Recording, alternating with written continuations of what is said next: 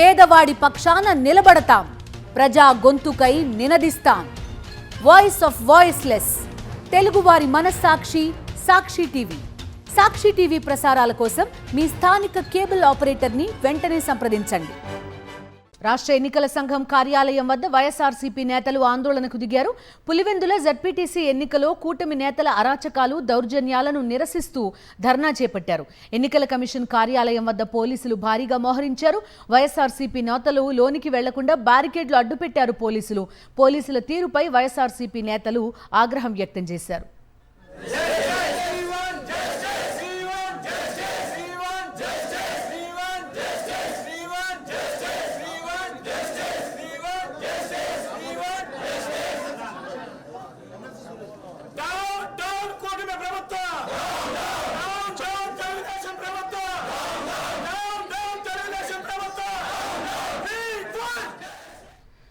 ఎన్నికల కమిషన్ కార్యాలయం వద్ద భారీగా పోలీసుల్ని మోహరించారు. మరోవైపు ఎస్ఈసీని కలిసే ప్రయత్నాల్లో ఉన్నారు వైఎస్ఆర్సీపీ నేతలు. పూర్తి డీటెయిల్స్ అందిస్తారు మా కరెస్పాండెంట్ అశోక్. అశోక్, చెప్పండి, ఈ జడ్పీటీసీ ఉప ఎన్నికకి సంబంధించి అడుగడుగునా అవాంతరాలే సృష్టిస్తున్న పరిస్థితి. ఫ్రీ అండ్ ఫెయిర్ ఎలక్షన్ జరిపించాల్సింది, ఆ రకంగా జరగట్లేదు. పోలింగ్ బూత్లు సైతం షిఫ్ట్ చేసేసిన పరిస్థితులు చూస్తున్నాం. ఏమంటున్నారు వైఎస్ఆర్ కాంగ్రెస్ పార్టీ నేతలు? మరి కాసేపట్లో ఎస్ఈసీని కలిసే ప్రయత్నాల్లో ఉన్నట్టుగా తెలుస్తోంది. అభ్యర్థులు ఎవరిని కూడా నామినేషన్లు వేయకుండా అడ్డుకుంటున్న పరిస్థితి కనబడుతుంది. అదే సమయంలో వైఎస్ఆర్సీపీకి సంబంధించిన నాయకులు ఎవరైనా సరే ఎన్నికల ప్రచారాలకు వెళ్ళిన దాడులు పాల్పడుతున్న పరిస్థితి కనబడుతుంది. 3 రోజుల క్రితం పులివెందుల్లో ఎమ్మెల్సీ రమేష్ యాదవ్తో పాటు అలాగే వైఎస్ఆర్సీపీ నేత రాముపై కూడా దాదాపుగా 20 కార్లలో వచ్చిన టీడీపీ గుండాలు అత్యంత పాశవికంగా దాడి చేసిన పరిస్థితి కనబడుతుంది. ఒక సినిమా తరహాలో ఆయన కారుని అడ్డుకుని రాడ్లతో దాడి చేశారు. ఆ తర్వాత పెట్రోల్ పోసి వారిని తుదముట్టించాలనే ఒక ప్రయత్నం చేసిన పరిస్థితి కనబడుతుంది. అయితే ఈ వరుస ఘటనల మీద అనేక మార్లు వైఎస్ఆర్సీపీ నేతలు ఎన్నికల కమిషన్కు ఫిర్యాదు చేసిన పరిస్థితి. కానీ ఎన్నికల కమిషనర్ నుంచి పూర్తి స్థాయిలో ఏదైతే ఎన్నికలు సజావుగా జరిపించే వాతావరణం అయితే కూడా కనిపించట్లేదు. ఈ నేపథ్యంలోనే ఇప్పటికే రాష్ట్ర గవర్నర్ను కూడా వైఎస్ఆర్సీపీ నేతలు కలిశారు. ప్రధానంగా ఈ స్థానిక సంస్థల ఎన్నికల్లో టీడీపీ నేతలు అనుసరిస్తున్న వైఖరిపై వారు ఫిర్యాదు చేసిన పరిస్థితి కనబడుతోంది. అయితే ఇంత జరుగుతున్నప్పటికీ కూడా రాష్ట్ర ప్రభుత్వం కావచ్చు, అటు టీడీపీ నేతలు కావచ్చు, ఖచ్చితంగా ఈ ఎన్నికలకు సంబంధించి అన్ని రకాలుగా అందరినీ ఇబ్బంది పెట్టేలాగే వ్యవహరిస్తున్న తీరు కనబడుతుంది. ఇటు పులివెందుల జడ్పీటీసీ ఎన్నికలకు సంబంధించిన చోట రెవెన్యూ అధికారులంతా కూడా ప్రభుత్వానికి అనుకూలంగా పనిచేస్తుండటంతో దాదాపుగా 6 చోట్ల పోలింగ్ బూతులను కూడా మార్చివేశారు. అయితే ఈ వరుస ఘటనలపై అనేక మార్లు ఇప్పటికే ఎన్నికల కమిషనర్ కార్యాలయానికి వచ్చి అనేక సార్లు వైసీపీ నేతలు ఫిర్యాదు చేసిన పరిస్థితి.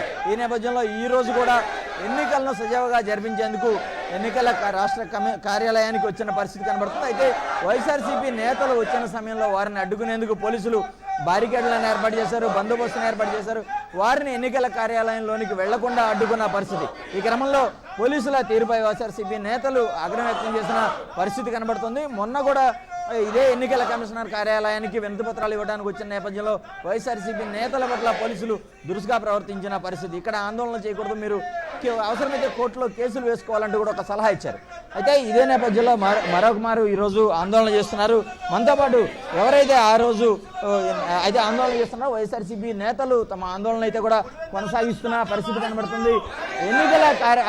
ఏదైతే ఎన్నికల కమిషనర్ ఎప్పటికైనా సరే ప్రధానంగా చర్యలు తీసుకోవాలి, ఎన్నికలను సజావుగా జరిపించేందుకు అన్ని రకాలుగా కూడా వారు చొరవ తీసుకోవాల్సిన అవసరం ఉందని చెప్పి డిమాండ్ చేస్తున్న పరిస్థితి కనబడుతుంది. ఏదైతే పులివెందుల్లో టీడీపీ గోండాల దాడిలో గాయపడిన ఎమ్మెల్సీ రమేష్ యాదవ్తో పాటు మిగిలిన వైఎస్ఆర్సీపీ నేతలంతా కూడా ఇక్కడ ఆందోళన చేస్తున్న పరిస్థితి కనబడుతుంది.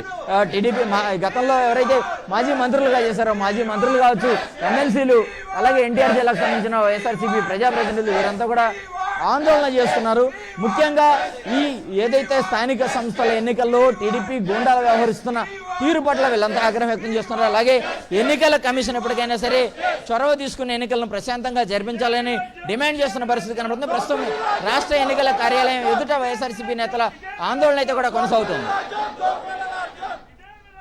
రైట్, చూస్తున్నాం అశోక్, రమేష్ యాదవ్ ఎమ్మెల్సీ కనిపిస్తున్నారు. ఏం జరుగుతోంది, బూత్ స్థాయిలో ఏం జరుగుతోంది అనేది కంప్లైంట్ చేయాలనే నిర్ణయంతో అక్కడికి వచ్చినట్టుగా తెలుస్తోంది. ఎవరైనా మాట్లాడేందుకు సిద్ధంగా ఉన్నారా? పర్టిక్యులర్గా పులివెందులకి సంబంధించిన నాయకులు కూడా అక్కడ కనిపిస్తున్నారు రమేష్ యాదవ్తో పాటు.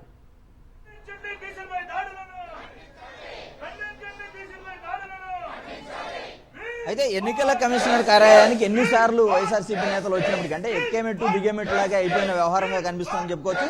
కనీసం వైఎస్ఆర్సీపీకి సంబంధించిన నేతలు ఎన్నిసార్లు ఎన్నికల కమిషన్ కలిసినప్పటికీ కూడా స్పందించట్లేదు. అయితే మనతో పాటు వైఎస్ఆర్సీపీ రాష్ట్ర అధికార ప్రతినిధి కైలా అనిల్ కుమార్ అన్న, అలాగే మాజీ మంత్రులు ఉన్నారు. వారితో కూడా మాట్లాడించే ప్రయత్నం చేద్దాం. మనతో పాటు మాజీ మంత్రి మేరుగు నాగార్జున ఉన్నారు, అలాగే ఎమ్మెల్సీ లేళ్ల అప్పారెడ్డి కూడా ఉన్నారు. సార్ చెప్పండి, నిన్న కూడా మీరు ఎన్నికల కమిషనర్ కార్యాలయానికి వచ్చారు, వినతి పత్రాలు ఇచ్చిన పరిస్థితి. గడిచిన 10 రోజులకి అనేక సార్లు వచ్చారు, కానీ ఈ రోజు కూడా చూస్తుంటే ఇక్కడ మీరు ఆందోళన చేయాల్సిన పరిస్థితి. రాష్ట్రంలో ప్రజాస్వామ్యం మచ్చుకు కూడా కనపడినటువంటి దౌర్భాగ్యమైనటువంటి పరిస్థితులు ఈ రాష్ట్రంలో చూస్తా ఉన్నాం.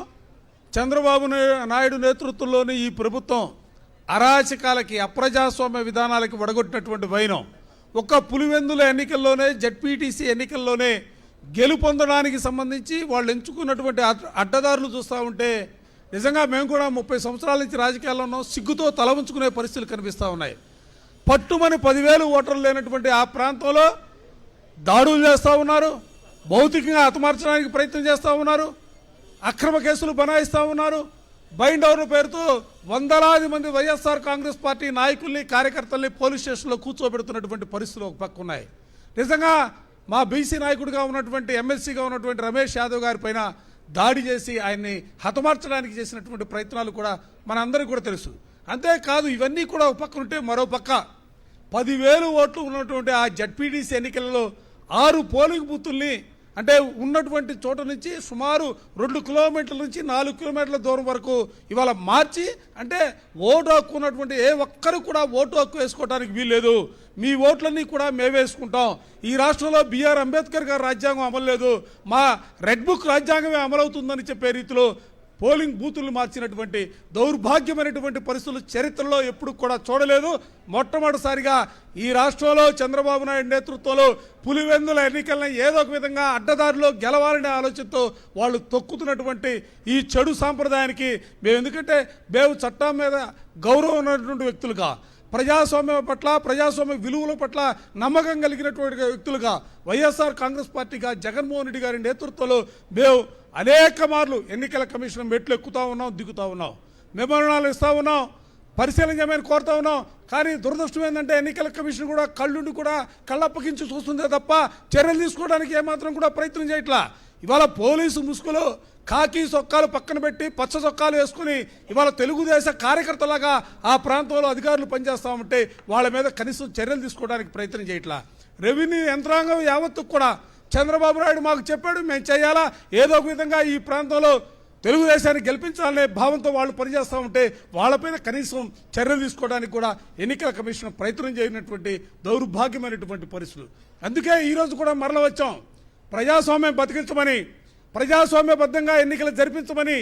ఎందుకంటే మేము వైఎస్ఆర్ కాంగ్రెస్ పార్టీగా 5 సంవత్సరాల పాటు అధికారంలో ఉన్నా ఏనాడు కూడా ఇటువంటి పరిస్థితులు రాష్ట్రంలో, ఎందుకంటే జగన్మోహన్ రెడ్డి గారు ఎప్పుడు కూడా ఒక మాట చెప్తాడు, ప్రజాస్వామ్యాన్ని అనుసరించి మనం ముందుకు సాగాలనే భావనలో ఆయన చెప్పినటువంటి పరిస్థితుల్లో 5 సంవత్సరాల పరిపాలన మా ప్రజాస్వామ్యబద్ధంగా సాగింది.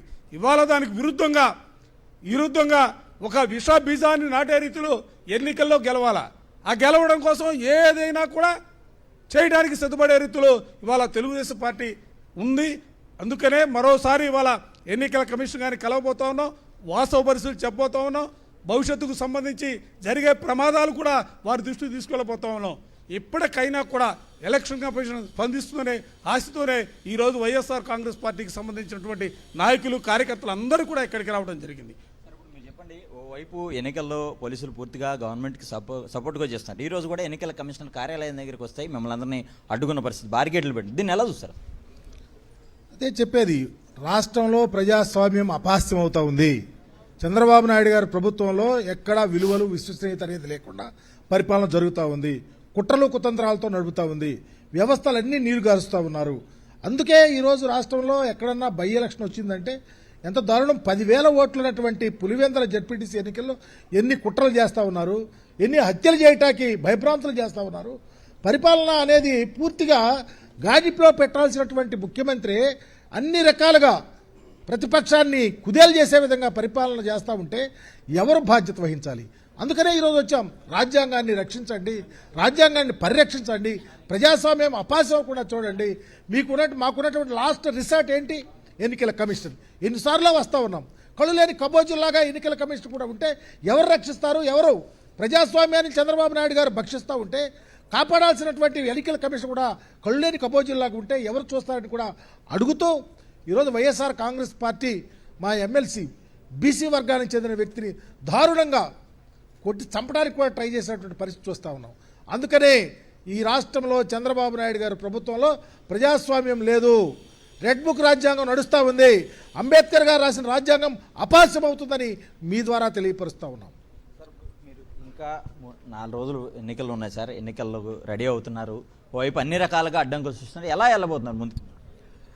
ఇప్పుడు మొన్నటి వరకు పులివెందుల ఎమ్మెల్యే అని గౌరవ మాజీ ముఖ్యమంత్రి వర్యులని అపహాస్యం చేసి చిన్నచూపు చూచి డిబేట్లలో ఎక్కడంటే అక్కడ బాగా వ్యంగ్యంగా మాట్లాడిన శ్రేణులన్నీ ఎందుకు ఈ రాష్ట్రంలోని తెలుగుదేశం పార్టీ శక్తియుక్తులన్నీ ఒక జడ్పీటీసీ సెగ్మెంట్ మీద పెట్టారు అంటే చంద్రబాబు నాయుడు మొన్నేమో మహానాడు తీసుకెళ్లి కడపలో పెట్టాడు, ఇప్పుడేమో ఒక జడ్పీటీసీ ఉప ఎన్నికలలో తన సర్వశక్తులు వడ్డుతున్నాడు, రవిడిజం చేస్తున్నాడు, గూండాయిజం చేస్తున్నాడు, అధికారం మదాన్ని ఉపయోగిస్తున్నాడు, పోలీసులను ఉపయోగించి అక్రమ అరెస్టులు చేస్తున్నారు. 15 మంది ప్రముఖులైన ఒక మండల స్థాయి నియోజకవర్గ స్థాయి నాయకులను నిన్నటి నుంచి కనపడనీయకుండా పోలీస్ స్టేషన్లో దిప్పుతూ అపహరించాల్సిన పరిస్థితి దుస్థితి ఎందుకు వచ్చిందని అడుగుతుంది వైఎస్ఆర్ కాంగ్రెస్ పార్టీ. కుటుంబ సభ్యులను చీల్చి ఆడపిల్లలను అమాయకులను వాళ్ళని తీసుకొచ్చి మీ మీడియాలో ప్రముఖంగా వాళ్ళతో స్టేట్మెంట్లు ఇప్పించి ఒక జడ్పీటీసీ సెగ్మెంట్ కోసం ఇంత శక్తిని ప్రదర్శిస్తున్న చంద్రబాబు నాయుడు నువ్వు అక్కడ ఓడిపోతావని నీకు తెలుసు, పులివెందులో నీకేమాత్రం పట్టులేదని తెలుసు, కడప జిల్లాలో పట్టులేదని తెలుసు, ఉడతూపు లోపటం తాటాకు చప్పుళ్లను చేయటం నీ దగ్గరున్న కేవలం పోలీస్ బలాన్ని అధికారాన్ని ఉపయోగించి మమ్మల్ని భయభ్రాంతులు చేయాలనో మా శ్రేణులను భయభ్రాంతులు చేయాలనో. ఏమండి చంద్రబాబు నాయుడు గుర్తుపెట్టుకో, చంద్రబాబు నాయుడుకి సహకరిస్తున్న పోలీస్ వ్యవస్థ గుర్తుపెట్టుకోండి. మీరు చెయ్యి వేసింది ఒక బీసీ ఎమ్మెల్సీ మీద, మీరు చెయ్యి విరగొట్టింది ఒక బీసీ ఎమ్మెల్సీని, ఒక చట్టసభల్లో ఉన్న ఒక ఎమ్మెల్సీనే ఈ రాష్ట్రంలో మీరు గుండాయిజం చేసి కారును అద్దాలు పగలగొట్టి కారును తగలబెట్టి ఆయన సజీవ దహనం చేయాలని చూశారంటే మీరు బీసీల దగ్గరకు వచ్చి రేపు ఏమని అడుగుతారు? మీరు బీసీలకు ఏమని చెప్తారు? ఈ రాష్ట్రంలో ఉన్న బీసీలు అందరూ సంఘటితం అవ్వాలి. చంద్రబాబు నాయుడు ఈ బీసీ ఎమ్మెల్సీ రమేష్ యాదవ్ మీద జరిగిన దాడిని ఖండించాలి. ఉప ఎన్నికల్లో తగిన గుణపాఠాన్ని చెప్పాలి చంద్రబాబు నాయుడికి.